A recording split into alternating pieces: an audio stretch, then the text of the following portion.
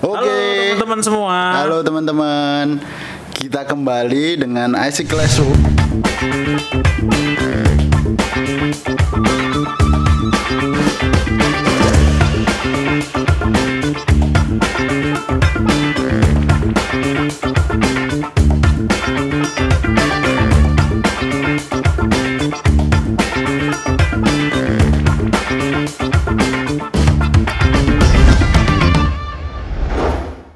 Bersama saya Dana Dan saya Insan. Sekarang kita bahas mengenai komunikasi interpersonal. Nah, buat teman-teman yang sudah ngikutin dari kemarin-kemarin, komunikasi interpersonal ini kalau kita review sedikit kan komunikasi antar satu orang dengan orang lainnya, ya kan.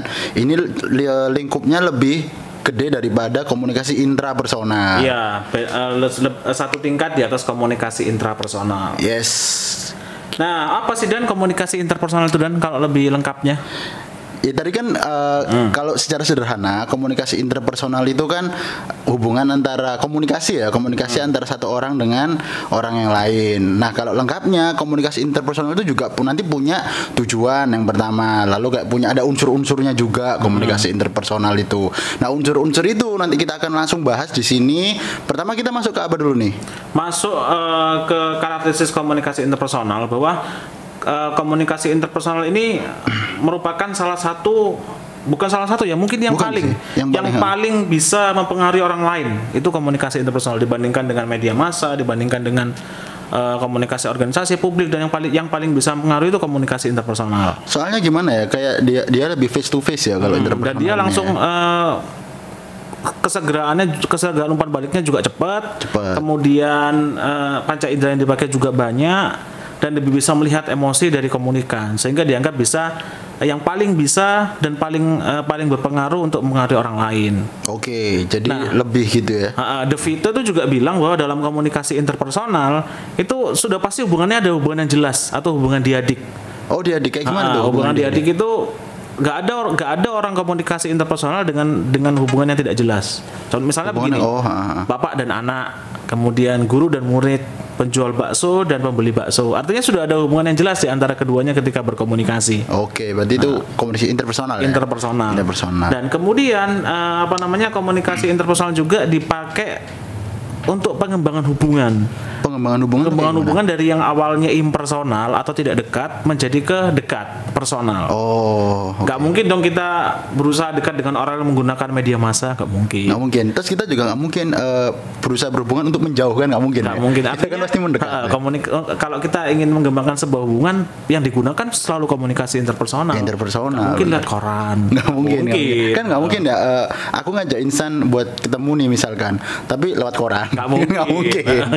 Lewat media massa nggak mungkin. Kita pasti bisa chat kayak gitu ya. Terus karakteristiknya apa nih Insan?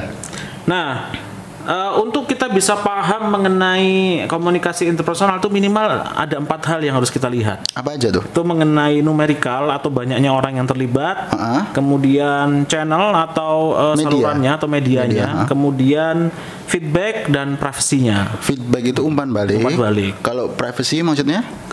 Kerahasiaan konteks pembicaraannya antara orang satu dengan yang lainnya. Nah, kita bahas yang pertama nih. Kita bahas mengenai numerikal. Numerikal dulu. Banyaknya ya. Nah, kalau komunikasi interpersonal, kalau yang terlibat 5 orang, 6 orang, sepertinya bukan komunikasi interpersonal. Bukan. Dari segi numerikal tidak, karena dari segi numerikal mungkin hanya 2 atau 3 orang komunikasi maksimal berarti ya? Maksimal lah 3. Tiga. Karena kan kalau kita berbicara mengenai konteks personal nggak mungkin beramai-ramai. Nggak mungkin kita ngomong interpersonal tapi kita berpidato. Nggak mungkin. Terus yang kedua dari apa? Yang kedua itu ada numerikal, terus ada channel atau media. Salurannya. Salurannya biasanya tatap muka. Langsung.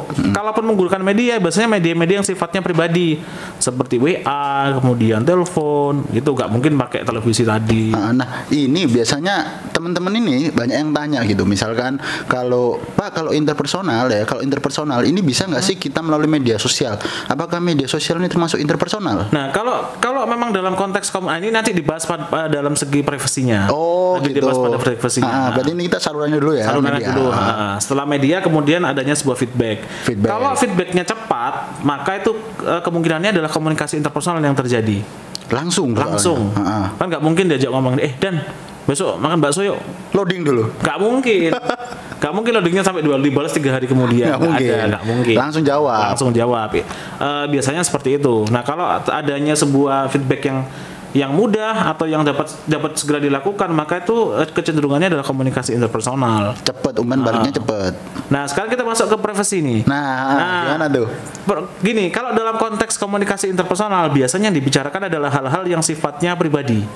Artinya nggak boleh diketahui oleh banyak orang. Oke. Contohnya kayak gimana misalkan nih? Misal begini, kita ngobrol, ukuran celanamu berapa, Dan?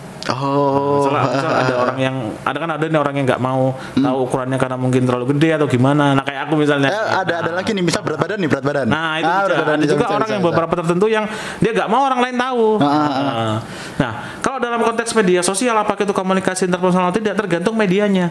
Kalau yang digunakan DM pribadi, ya mungkin termasuk komunikasi interpersonal. Tapi kalau yang digunakan misalnya di Instagram ya, ini komen. Nah, kalau komen bukan komunikasi interpersonal karena kan nggak jelas nih yang terlibat pesertanya komunikasinya berapa. Kemudian setelah itu feedbacknya juga nggak jelas apakah nanti dapat feedback dari siapa. Artinya nggak jelas, dan yang diomongkan konteksnya pasti bukan konteks pribadi, pasti konteks umum. Ya, seperti itu. Oke, terus kalau ini misalnya nih ada banyak sih beberapa orang yang tanya soal medianya ya. Kalau misalkan WhatsApp gitu. Berarti kalau konteksnya ini medianya, berarti kan WhatsApp pribadi, chat pribadi sama WhatsApp grup beda berarti. Beda. Oke. Ini sama kayak Instagram tadi ya berarti. Sama. Walaupun nanti ketika di dalam konteks WhatsApp grup yang isinya cuma 4 orang 5 orang. Nah, kemungkinan juga bukan komunikasi interpersonal. Kan biasanya ada nih segrup WA 5 orang tapi diem-diem anggotanya saling WA dengan satu sama lain. Iya. Lihat tujuan. Ada tujuan nih. Tujuan dalam komunikasi interpersonal. Yang pertama itu untuk membentuk konsep diri. Sebenarnya kita udah bahas di awal-awal materi mengenai pengantar ilmu komunikasi ya, bahwa membentuk konsep diri walaupun memang bisa dipengaruhi juga dari media massa, tapi yang paling banyak mempengaruhi adalah interpersonal. Karena ketika kita lahir di awal ketemunya pasti ibu. Oke. Atau keluarga lah. Nah, dari keluarga kan pasti banyak komunikasi interpersonal yang terjadi. Dari situ kita terbentuk. Kita terbentuk menjadi anak yang misalnya anak yang cuawa atau gimana ya, karena dari pengaruh keluarga dulu, lingkup paling kecil. Setelah dari keluarga mungkin ke tempat tinggal, kemudian ke sekolah, dan semua yang paling berpengaruh terhadap kita adalah komunikasi interpersonal. Interpersonal. Jadi kita tekankan sekali lagi kalau konsep diri itu adalah diri kita ya yang terbentuk dari awal. Lalu perlahan konsep diri itu hilang karena nanti terpengaruh oleh orang lain melalui komunikasi interpersonal itu salah satunya. Komunikasi interpersonal. Makanya kalau kita biasanya waktu kecil ditanya nih ya, apa cita-citamu ketika presiden, misalnya, banyak dokter, presiden. Masinis dan lain sebagainya. Tapi ketika dewasa kita semakin realistis di sini. Kita semakin realistis. Kerasnya kehidupan, sudah tahu dipengaruhi dari berbagai macam orang, sehingga tahu ketika ditanya apa cita-citamu, yang penting sukses. Yang penting sukses. Sudah mulai berubah. Dirinya. Ini juga karena pengaruh dari orang lain berarti. Jelas. Karakter. Tujuan kedua. Lalu yang kedua untuk membangun hubungan seperti yang dijelaskan tadi. Karena nggak mungkin kalau kita ingin dekati calon mertua misalnya dari koran, nggak mungkin. Nggak mungkin pelat pidato, nggak mungkin. Semuanya lewat komunikasi. Nggak mungkin mau mendekati cewek tapi webinar, nggak mungkin. Seminar nggak mungkin. Pasti lihat komunikasi interpersonal, entah bentuknya gombal atau ngasih sebuah barang hadiah. Nah, itu termasuk komunikasi interpersonal. Terus ada lagi menolong orang lain nih. Nah, kalau menolong orang lain ini sebenarnya sudah ada contoh nyatanya dalam sebuah profesi ya. Gimana kita lihat kayak konsultan, psikolog. Dia kan menggunakan komunikasi interpersonal untuk menolong orang lain. Walaupun bentuk pertolongannya bayar, tapi kan tetap dia menggunakan itu untuk menolong orang, bagaimana orang tersebut bisa lepas dari masalahnya. Nah, itu contoh menariknya nih, karena kayak psikolog, konsultan, nggak mungkin konsultasi tapi dia membocorkan ke orang lain kan nggak mungkin. Nah berarti itu konteksnya adalah komunikasi interpersonal kayak gitu. Artinya memang bahwa dengan komunikasi jangan kan gitu ya, kalau kita bicara mengenai contoh simpel, ada kan orang sesama teman curhat kemudian orang tersebut menjadi lebih bahagia. Iya. Kenapa ya? Karena komunikasi interpersonal gitu. Lalu tujuan yang lain lagi ada membujuk orang lain, persuasi. Nah ini biasanya nih ya, kalau persuasi ini sukaannya teman-teman nih. Setiap misalnya ada kuis atau ujian gitu ya, jawabannya pasti mempersuasi orang lain. Mesti itu kayak gitu. Jadi mempersuasi orang lain. Tapi memang benar, salah satu tujuan komunikasi interpersonal ini adalah mempersuasi orang lain, membujuk orang lain agar ikut apa yang kita mau. Ya, agar ikut apa yang kita mau. Dan sebenarnya kalau kita ngomong soal persuasi orang lain, itu selain komunikasi interpersonal, apakah itu bisa kayak berpidato gitu, bisa nggak? Bisa, sebenarnya bisa. Cuman yang dianggap paling efektif dan paling berpengaruh adalah komunikasi interpersonal. Ingat ya, yang paling berpengaruh bukan dalam arti yang paling besar duplikatnya. Memang kalau dari media massa mungkin jangkauannya lebih besar sehingga kelihatannya lebih berpengaruh. Tapi sebenarnya yang paling berpengaruh adalah komunikasi interpersonal. Hanya dia sifatnya perseorangan kalau komunikasi interpersonal. Jadi gini, kalau komunikasi interpersonal lebih dari hati ke hati kayaknya. Jadi lebih person to person lah. Iya, person to person ya. Jadi lebih berefek gitu. Iya. Memang jangkauannya tidak luas, namun lebih berefek. Contoh misalnya begini, ada orang yang pengen kita pengaruhi pola pikirnya misalnya. Ada orang yang misalnya awalnya tidak suka nonton konser metal misalnya. Korea ada yang nonton Korea. Awalnya nggak suka nih. Mungkin media banyak sekali mempengaruhi orang untuk suka Korea dengan orang banyak sekaligus.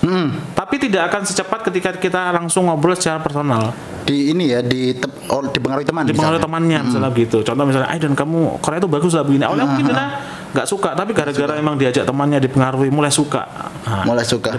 Lebih cepat terpengaruh. Ya memang sifatnya emang perseorangan, bukan masif. Oke, kalau gitu kita ke tujuan selanjutnya. Masih ada nih kurang satu, mendapatkan kesenangan. Kenapa itu Insan? Mendapatkan kesenangan itu contohnya seperti ini ya. Seperti kayak kita nongkrong di kafe atau apa. Walaupun secara tidak sadar kita itu di sana berkomunikasi, tapi sebenarnya setelah itu kita justru merasa lebih enjoy. Lebih dapat energi. Ketemu teman. Sebenarnya bukan seneng nongkrongnya sih, senengnya karena ketemu orangnya. Nah, ketika ketemu itu dia ngobrol intens dengan temennya, menyampaikan aspirasinya, pendapatnya, sehingga nanti merasa lebih bahagia lagi. Memang benar sih kalau itu ya. Emang kita semua mengalami, karena pada sejatinya manusia makhluk sosial.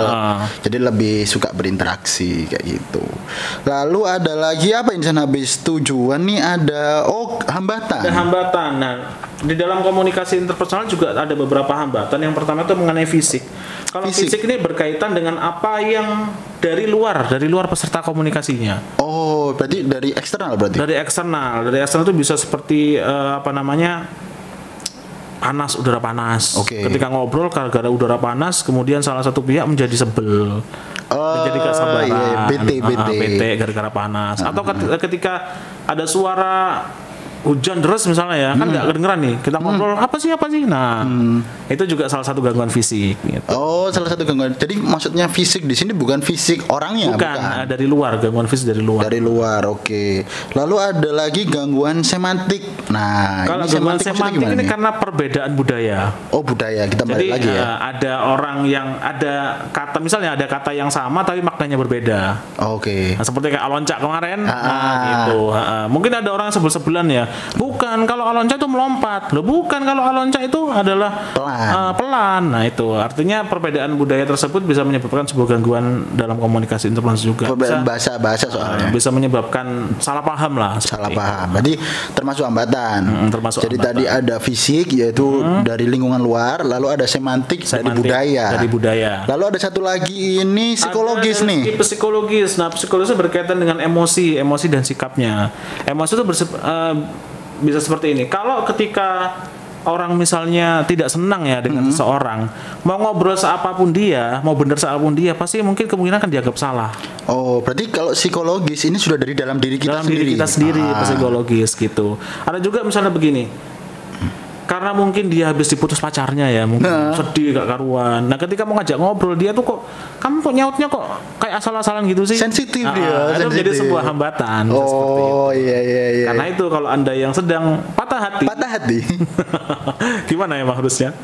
Jangan ngobrol dulu sama temennya, nanti bisa marah-marah kalian gitu. Kalau patah hati udah diem aja lah. Gitu ya. Gitu. Habis ada hambatan, berarti hambatannya ada 3 nih. Ada 3. Fisik, ini dari lingkungan luar, semantik, bahasa atau budaya. Lalu habis gitu ada apa tadi? Dari psikologis dari dalam diri kita sendiri gitu. Nah, kita udah ngomong soal hambatan, sekarang kita ngomong efektivitasnya komunikasi interpersonal. Nah, agar komunikasi interpersonal ini menjadi lebih efektif, lebih efisien ya. Berpengaruh ya berarti ya. Berpengaruh. Ada 2 hal nih. Ada perspektif humanistik dan perspektif pragmatis. Oke. Nah, kalau perspektif humanistik ini lebih ke arah sisi kemanusiaannya ya, sisi kemanusiaan. Kalau pragmatis ini lebih kepada manajemen interaksinya. Oke, kalau misalkan humanistik ini contohnya kayak gimana, Chan? Seperti kalau contohnya adalah keterbukaan.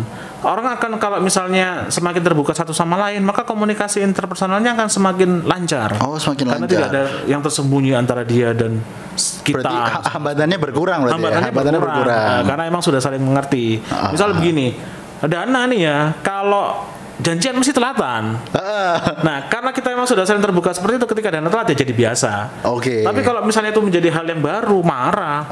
Janjian jam 9 dan kok jam 11 misalnya. Iya, oke. Ini fakta ya, teman-teman. Jadi mohon maaf. Ini fakta ya. Nunggu jam 9 sampai jam 11 baru datang. Kalau bukan Dana mungkin saya marah. Cuman karena Dana saya sudah siap nih kalau dia iya, kalau karena dia kita sudah saling mengenal, jadi interpersonalnya lebih baik. Lebih baik kayak gitu. Lalu ada lagi selain humanistik itu empati. Nah, berempati ini contohnya kita bisa merasakan apa yang sedang dirasakan oleh lawan bicara kita.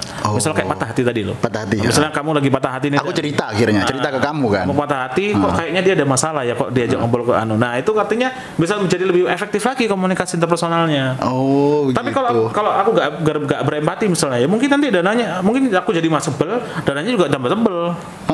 Gitu. Jadi aku cerita tapi kamu cuek-cuek aja, kamu malah menyalahkan misalkan kayak gitu ya, karena nggak ada empati. Karena nggak ada empati.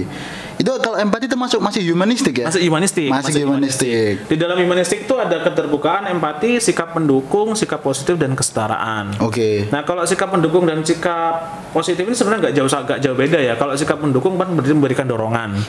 Nah, kalau sikap positif itu lebih ke arah kita percaya bahwa bukan kita membicarakan hal-hal yang negatif, tapi bicarakan yang sekiranya itu membawa dampak positif. Contohnya misalnya begini, kita bukan cerita mengenai kegalauan, bukan cerita mengenai kegelisahan. Gitu. Yang kita ceritakan adalah hal-hal yang sifatnya menyenangkan. Itu sikap positif. Kita selalu berpikir positif bahwa yang kedepannya itu yang pasti akan jadi lebih baik lagi. Misalnya begitu. Misalnya ketika kamu tadi patah hati ya, tenanglah, itu mungkin bukan yang terbaik untuk kamu. Mendukung dan bersikap positif. Ya, benar. Bukan justru menjatuhkan. Nah, itu kayak gitu. Ada kesetaraan nih. Kesetaraan itu lebih kepada apa itu tandanya, Jang ya? Kesetaraan ini 2 menit lagi. Oke. Jadi kesetaraan ini lebih ke kita dianggap setara atau gimana statusnya? Nah, kesetaraan ini lebih kepada kita saling saling merasa kesepahaman bahwa kamu berharga, saya pun juga berharga, kita sama-sama berharga. Itu tadi ya, artinya nggak ada yang merasa lebih tinggi atau lebih rendah, semuanya merasa sama setara. Pragmatis apa sih itu berarti? Pragmatis itu lebih kepada manajemen interaksi. Kalau di manajemen di pragmatis itu ada percaya diri, kebersatuan, manajemen interaksi, ekspresif dan orientasi pada orang lain. Oke. Nah, kalau yang percaya diri tadi, bahwa semakin kita percaya diri ngobrolnya, maka akan semakin efektif. Semakin efektif komunikasinya. Itu yang kalau percaya diri. Nggak ragu berarti. Nggak ragu. Kalau kamu misalnya dipengaruhi orang ya, tapi orang tersebut nggak percaya diri. Nggak terpengaruh, nggak akan efektif. Nggak efektif, benar. Kalau kemudian kebersatuan ini hampir sama dengan kesetaraan. Artinya tidak ada yang lebih tinggi dan tidak ada yang lebih rendah. Semua sama. Misal kamu ngobrol dengan orang yang secara rata-rata dia misal di bawahmu ya, artinya pendidikannya lebih rendah. Nah, maka kamu bersikap seperti dia, jangan jadi soal yang seakan-akan. Jadi jangan kita membicarakan soal istilah yang dia tidak mengerti. Tidak efektif. Nggak efektif. Kemudian manajemen interaksi, misalnya begini.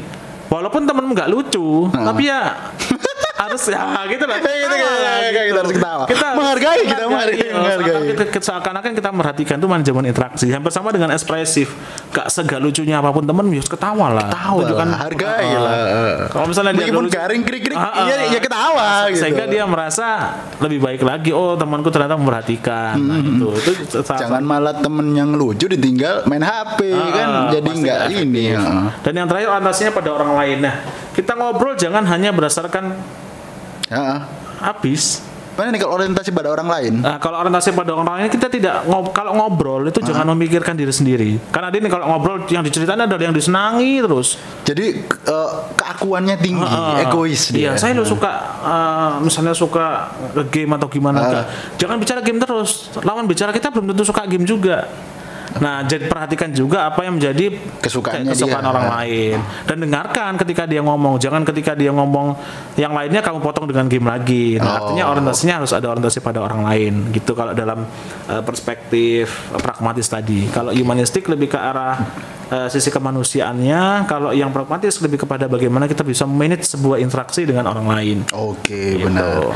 Jadi diingat ya itu tadi seputar komunikasi interpersonal yang nanti kalian bisa praktekkan di kehidupan sehari-hari ya, bisa dipraktekkan kehidupan sehari-hari agar komunikasinya menjadi lebih lancar kayak gitu. Dan juga bagi yang mungkin jomblonya sudah terlalu lama, itu bisa dipraktekkan bisa. Humanistik atau pragmatisnya tadi. Yang jomblonya sudah lama yang sudah jomblo terlalu lama bisa dipraktekkan ya mungkin barangkali ada yang salah dari Anda, ada salah dari cara berkomunikasi gitu ya. Oke, kalau gitu kita sampai ketemu dengan kita di podcast yang selanjutnya atau bahasan selanjutnya. Kita dari IC Classroom bersama saya Dana, saya Insan. Sampai ketemu. Sampai jumpa.